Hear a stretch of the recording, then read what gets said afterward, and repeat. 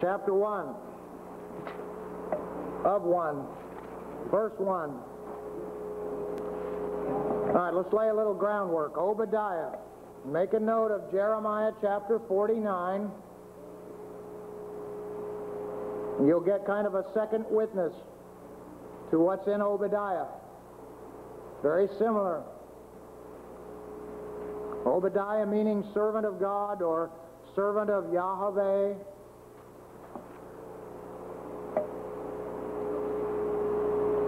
Let's lay a little groundwork. Verses 1 through 16 pertain to Edom, E-D-O-M, Rosh, the destruction thereof. Verses 17 to 21 speaks of the restoration of Israel. And what do we mean by the restoration? To have complete, full restoration means bringing those two sticks together. And when does that happen? The very end. That Judah and Israel, the two sticks, are actually brought together. Verse 1. The vision of Obadiah. Thus saith the Lord God concerning Edom, means red in the Hebrew. We have heard a rumor from the Lord. Of course, who is Edom? That's the children of Esau.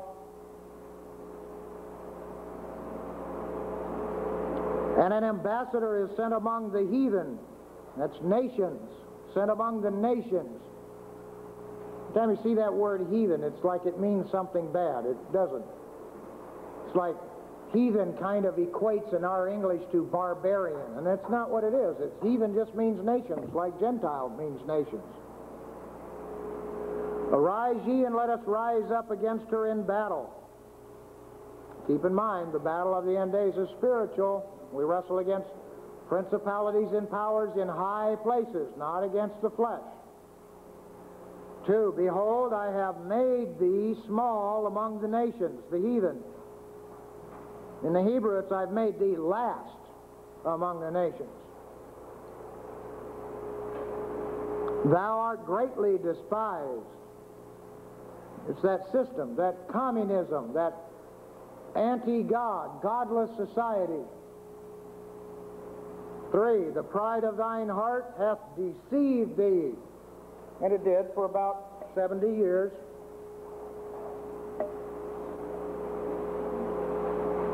Thou that dwellest in the clefts of the rock. Does that sound familiar? Is that somewhere like maybe in Deuteronomy 32? In the Song of Moses? Whose habitation is high, that saith in his heart, who shall bring me down to the ground? You want to know who? Christ and the Father will. Isaiah 14, verses 13 through 16. I'll bring me down to the ground. I'll lay you before kings. Addressed to old Diablo, Satan. Almost said Diablos. Well, it's Greek, you know. 4. Though thou exalt thyself as the eagle. Who's the eagle? The USA. Why do we know that? Because communist Russia, ever since they killed old Nicholas, has tried to imitate and be like the eagle. There's only one eagle in the world, the USA, the most blessed nation in the world, in spite of its sin. And communist Russia, old Rosh, old Edom, has been trying to imitate the eagle for the last 70 years. And though thou set thy nest among the stars, get it? Among the stars. 2 meanings here. Don't forget the Therion, the ones that kept it godless those 70 years. Remember the princes?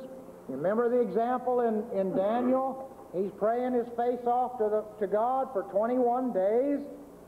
And the angel finally gets there and he says, whoa, I was dispatched, Daniel, the very first day. The minute God heard, I was sent. But the old prince of Persia withstood me, and I had to wait for old Michael to come give me a hand.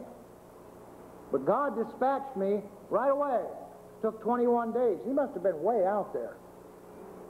Think about it. Okay? That's right. But the prince of Persia withstood him. Gave him some, it was running interference. And that messenger was unable to get through the lines and get right to Daniel. Okay? Of course, if God had needed for the messenger to be there while Daniel was speaking the words, there would have been enough forces present that would have not been a problem. But what was he doing? He was allowing Daniel to understand. What does it say in Daniel 12? The wise shall understand.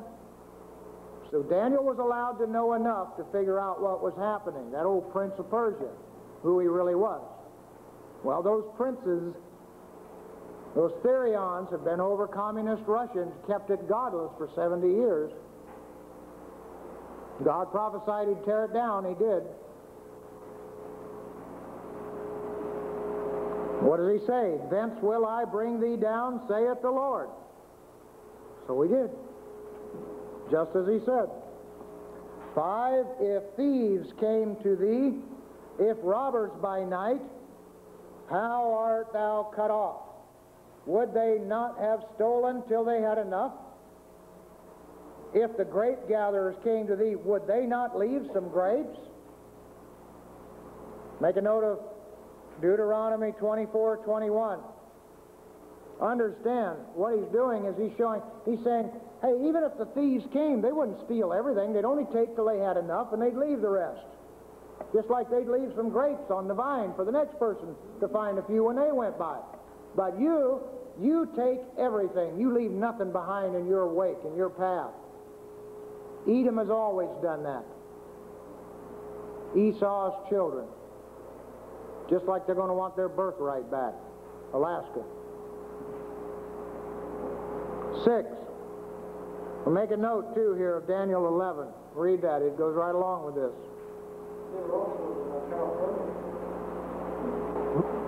In fact, I don't like using the word Russian. There are going to be children who return to the Lord who would be called Russian. That's a little unfair. We're looking at Edom, the Edomites, the offspring of Esau. There are many people who were born and raised and lived out their lives in Russia who are not Esau or Edomites. It's important to understand that. Just the same as if you live in Jerusalem, you can call yourself a Judas. That doesn't make you of the tribe of Judah. Same thing. Oh, yeah. Just like when you walk into Jerusalem, there can be 50 or 100 different factions from 50 or 100 different nations who've all lived most of their life there. They can call themselves the Judas, but not one of them is of the tribe of Judah. The same thing. So you can't be unfair to these. You have to be discerning about whether you're dealing with a true Edomite. And who are the Edomites? They're the ones that have attempted to be in the government structure, pulling all the strings and manipulating the people. That's where they've concentrated their effort. The Edomites aren't out there plowing the fields. Okay? You got to understand who they are. They went right for the top, so they could pull the strings, manipulate the children. All right.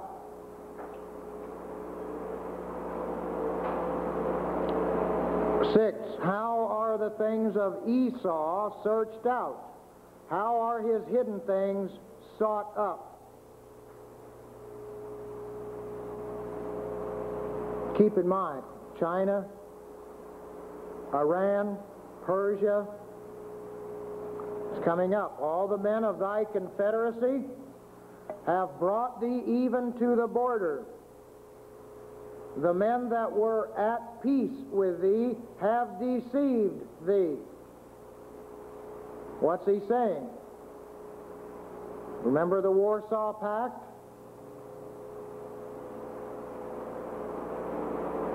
Go back and study it if you don't understand it. If you want to understand that, it's not absolutely necessary. and prevailed against thee. They that eat thy bread have laid a wound, better set a trap under thee. There is none understanding in him.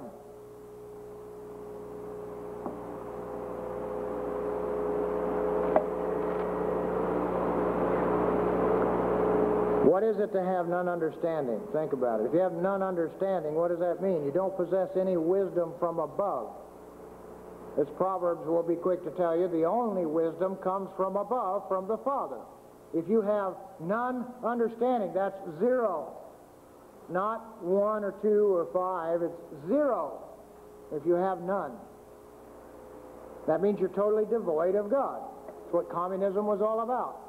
So what is it? It's a war of the communist Edomites, if you will, in that locale against the Christian nation, the eagle, the USA. One that, in spite of its behavior and stupidity, still puts in God we trust on its money, and the other which makes gods out of its leaders. Just the same as old Pharaoh, the old king of Assyria, the Caesars, all down the line have done. 8. Shall I not in that day, saith the Lord, even destroy the wise men out of Edom, and understanding out of the mount of Esau? What is the mount? That's mountains. Anytime you have that, it's nations. Out of the very nation of Esau. 9.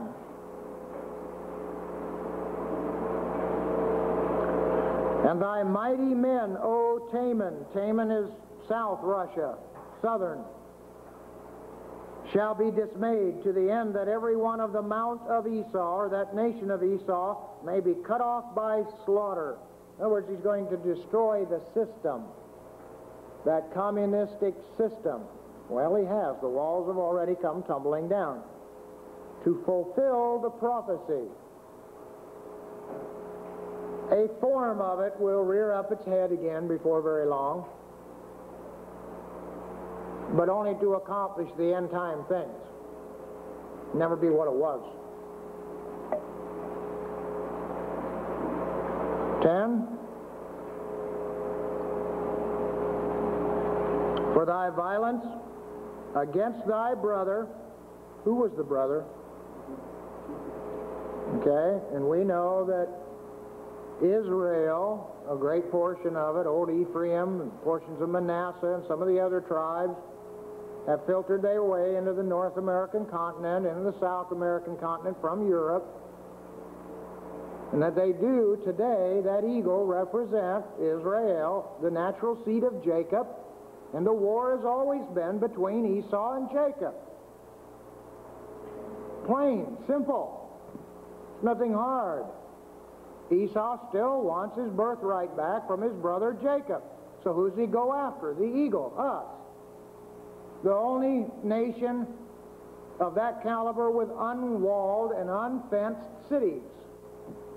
Read Ezekiel and understand. Haman Gog, okay?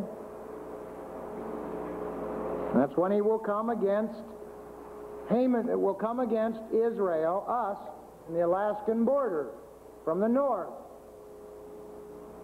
And God will destroy him, turn him back even there, right out in the wilds, the plains of Alaska, before he has a chance to harm anyone or any town.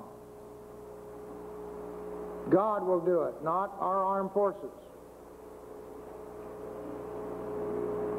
Jacob's, against thy brother Jacob, shame shall cover thee, and thou shalt be cut off forever. That's exactly what's being spoken of. Ezekiel 38 and 39. Read it.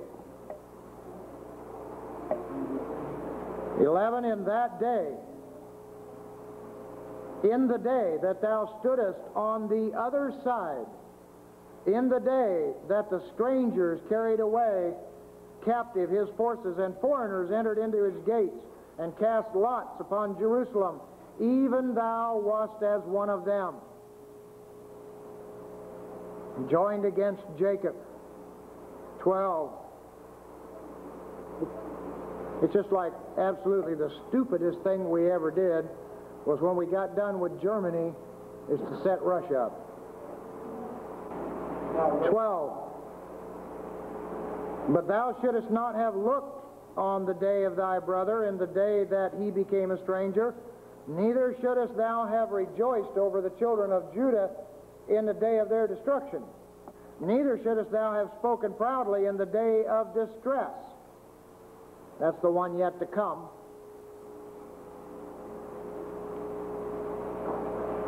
13, thou shouldest not have entered into the gate of my people in the day of their calamity. Yea, thou shouldest not have looked on their affliction in the day of their calamity, nor have laid hands on their substance in the day of their calamity. What did we do? Right after the war, we couldn't pour enough money into that area. It's the only thing that established them and got them off the ground. We poured everything into that country. Besides weapons and money, anything they needed.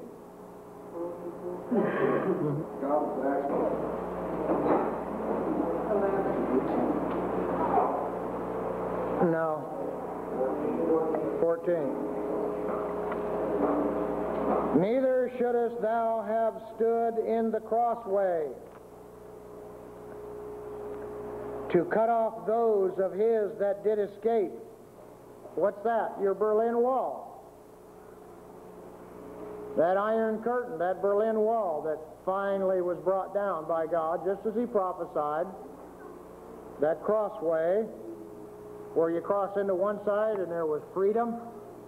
Right on the other side you had a godless society.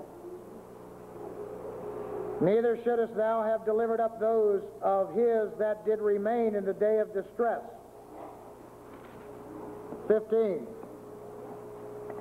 For the day of the Lord is near upon all the heathen, the nations. As thou hast done, it shall be done unto thee. Thy reward shall return upon thine own head. What you've dished out, you're going to get. 16, for as ye have drunk upon my holy mountain, my holy nation, so shall all the heathen, the nations, drink continually. Yea, they shall drink, and they shall swallow down, and they shall be as though they had not been. In other words, they're going to drink the very last drag out of that cup of wrath. The cup of the wrath of his indignation. 17, but upon Mount Zion shall be deliverance, and there shall be holiness. And the house of Jacob, that natural seed of Israel, shall possess their possessions. 18, and the house of Jacob shall be a fire, and the house of Joseph a flame, and the house of Esau for stubble. And they shall kindle in them and devour them, and there shall not be any remaining of the house of Esau, not any. For the Lord hath spoken it. It shall be as the Lord has spoken it. Exactly. 19, and they of the south shall possess the mount of Esau, that's the nation. And they of the plain, the Philistines, and they shall possess the fields of Ephraim, and the fields of Samaria, and Benjamin shall possess Gilead. 20. And the captivity of this host, that's the whole 12 tribes, of the children of Israel shall possess that of the Canaanites, even unto Zarephath, which means separate, and the captivity of Jerusalem, which is in Sepharad, shall possess the cities of the south. That Zarephath, that's the valley of Hinnom, by the way, the smelting pot. Looks like that big old witch's brew cooker. And all poured in there. Melted together, cooked by fire. And what's it ultimately talking about? The lake of fire, the end of the millennium, when they're all cast into the lake, turned to ashes from within, destroyed, ceased to be, turned to atoms and then broken apart into their various parts. 21, and saviors in the Hebrew, deliverers. Who's that? The elect. Those reserved for the end days, those that shall not bow a knee to Baal. Savior shall come up on Mount Zion to judge the mount of Esau, the nation of Esau. And the kingdom shall be the Lord's. There can only be one day, the first day of the millennium, when the kingdoms of this world have become the kingdoms of our God. All right, we'll pick up here next Saturday.